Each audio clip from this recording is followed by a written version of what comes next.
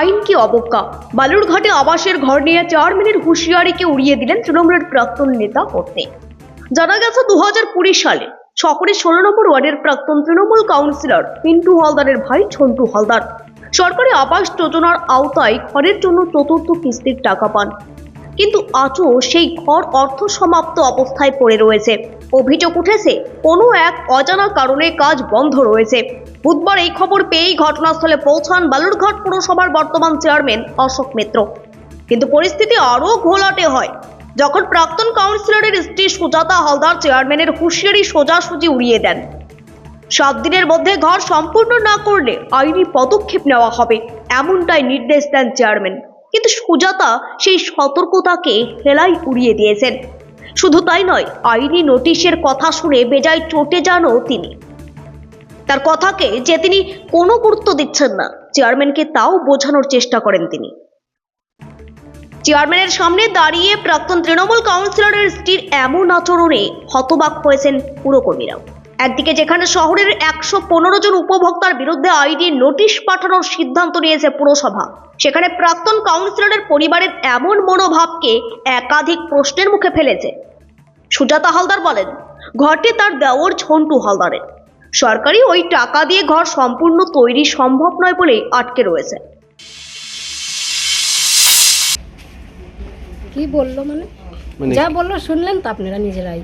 মানে আপনাদের তাদের কিছু মানে নতুন করে বলতে হবে আমাকে? হ্যাঁ, একটু নতুন করে একটু বলুন যে মানে আপনাকে কি বললো, মানে কার বাড়ি এটা, মানে যেটা দেখতে ঝন্টু হালদারের বাড়ি। আপনার কি হয়? আমার দেওর হয়। উনি কি বালুরঘাটে থাকেন? হ্যাঁ, এখানেই থাকে, আজকে আসেনি এখনো, তাই আচ্ছা, বাড়িতে চলে আসি এতক্ষণ। এই বাড়িতেই থাকে? হ্যাঁ, এখানেই। মানে উনি নোটিশ পাওয়ার পর কি দেখা করেছিল বা এটা কি বললেন? হ্যাঁ, ও গিয়েছিল ওখানে এসে বললো ঠিক আছে, কয়দিন সময় নিয়েছি, দেখা যাক, 1 মাসের মতো সময় বলেছে, তারপরে দেখছি কি করা যায়। ওই বলছে যে ঘর তৈরি করেনি, ঘরটা ঘর তৈরি করেনি, এটা কি আছে? ঘর তো তৈরি হয়েছে। আচ্ছা, ঘর তৈরি হয়নি, ছাদটা হয়েছে, পরের টাকাটার ঘরটা মানে পরের টাকা কত টাকা দিয়েছে? প্লাস্টারের টাকাটা দিয়েছে শুধু, তো প্লাস্টারের বাইরের প্লাস্টার রয়েছে, আর যে টাকা দেয় সবই তো এই ইয়েতেই চলে যায়, প্লেয়ার দিয়ে নেই। প্লেয়ার দিয়ে দিলে হলে তাও হয়ে যেত। যে টাকা পাওয়া যায়, ইট সিমেন্টের যে দাম, সব এখানেই চলে যায়। মানে যথেষ্ট না? যথেষ্ট অবশ্যই না। যদি নিজের টাকা থাকতো, লাগিয়ে সবাই ঘর কমপ্লিট করেছে, এ পারেনি, তাই এরকম আছে। আপনার নামটা দিদি? সুজাতা হালদার। যদিও এই ঘটনাকে আলাদাভাবে গুরুত্ব দিতে চাননি চেয়ারম্যান অশোক মিত্র। তিনি বলেন, আইন সবার জন্য সমান। হবে, নাহলে তাদের এগেইনস্টে লিগ্যাল অ্যাকশন হবে। বালুরঘাট পৌরসভার এই যে অবস্থান, সেই অবস্থান আমরা পরিষ্কার ক্লিয়ার করে দিচ্ছি। এক্স কাউন্সিলর স্ত্রী তার দেওরের বিহাফে বলেছে যে এই টাকাটা যথেষ্ট নয়, সরকারি টাকাটা যথেষ্ট নয় বাড়ি করার জন্য, কি বলবেন?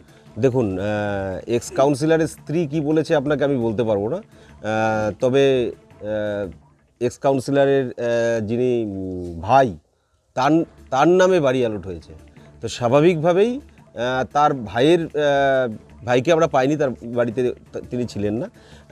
ওনার মানে এক্স কাউন্সিলরের যিনি স্ত্রী, তাকে আমরা পেয়েছিলাম, তাকে আমরা জানিয়েছি যে আপনি এই মেসেজটা অবশ্যই তাকে পৌঁছে দেবেন, যে 7 দিনের মধ্যে যেন উনি বাড়িটার কাজ কমপ্লিট করেন, আদারওয়াইজ না হলে টাকা যেন রিটার্ন করে দিতে হবে তাকে, আর না হলে তার এগেইনস্টে লিগ্যাল অ্যাকশন হবে। খোদ কাউন্সিলরের পরিবারই যখন 4 বছর ধরে ঘর ফেলে রেখে দিয়েছে, তাহলে সাধারণ মানুষরা কী করবে?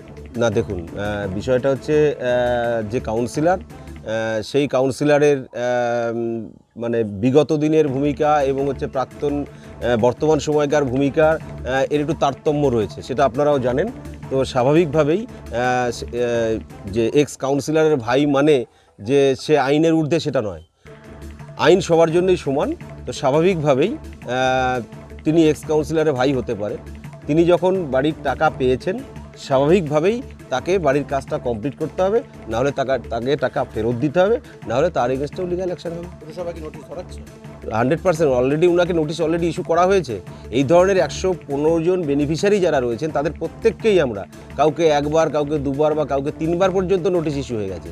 এখন যেটা হচ্ছে যে আমাদের পরিষ্কার তাদেরকে বলে দেয়া যে 7 দিনের মধ্যে আপনারা কাজ শুরু করুন, আর না হলে 7 দিনের মধ্যে আপনারা টাকা ফেরত দিন, না হলে আপনাদের এগেইনস্টে লিগ্যাল অ্যাকশন হবে। এই যে এই ওয়ার্ডে যিনি প্রাক্তন কাউন্সিলর, তার স্ত্রী কার্যত আপনার সামনেই এই যে আইনি প্রক্রিয়া, আইনি নোটিশটাকে কার্যত উড়িয়ে দিয়েছেন, সেটা কি বলবেন? না না, উড়িয়ে দিয়েছেন মানে উনাকে আমি জিজ্ঞেস করছিলাম, উনি হয়তো বিষয়টাকে সেইভাবে বুঝতে পারেননি, যাই হোক সেটা উনি হয়তো যে চেয়ারম্যানের সঙ্গে কথা বলছেন সেটাও হয়তো উনি বুঝতে পারেননি, সে বিষয়টা না। তাই আমি তাকে বললাম যে বিষয়টা ক্যাজুয়ালি নেবেন না, বিষয়টাকে সিরিয়াসলি নিন, কারণ আপনার যিনি দেওর তিনি অন্যায় করেছেন। কারণ দেখুন, এগুলো বেনিফিশিয়ারি যারা গরিব মানুষ, আজকে পশ্চিমবঙ্গের মুখ্যমন্ত্রী মাননীয় Mamata Banerjee house for all প্রকল্পে সাধারণ গরিব মানুষ যাতে মাথার উপরে ছাদটা হয় তার জন্য ব্যবস্থা করছেন। আপনি দেখতেই পেলেন তো যে সেই ঘরটা কী অবস্থায় করে রেখেছে, মানে হয়তো যে তিনি ব্যাপারটাকে একেবারে ক্যাজুয়ালি নিচ্ছেন, অর্থাৎ এই বিষয়টা যে ক্যাজুয়ালি নয়, এটা একটা সরকারি একটা প্রসিডিওরের মধ্যে, এটার এগেনস্টে যে লিগ্যাল অ্যাকশন কী হতে পারে এই বিষয়গুলোর হয়তো সম্যক ধারণা উনার নেই। যাই হোক, ভদ্রমহিলা যেটা করেছেন আমার মনে হয় ক্যাজুয়ালি বিষয়টাকে নিয়েছেন, তো এটা বিষয় নয় কিছু। তবে চেয়ারম্যানের সামনে প্রাক্তন তৃণমূল কাউন্সিলরের স্ত্রী এমন প্রতিক্রিয়া শহরে নতুন করে বিতর্কের আগুন জ্বালিয়েছে। সাধারণ মানুষের প্রশ্ন, প্রাক্তন কাউন্সিলরের পরিবারই যখন নিয়ম মানছে না, তখন অন্য উপভোক্তারা আদেও নিয়ম মেনে চলবেন কি? শহরের রাজনীতির অলিন্দে এই ঘটনা যেন এখন আলোচনার শীর্ষে। পুরসভার পদক্ষেপের দিকেই এখন তাকিয়ে শহরবাসী। দক্ষিণ দিনাজপুর থেকে সীমান্তের কথার বিশেষ রিপোর্ট।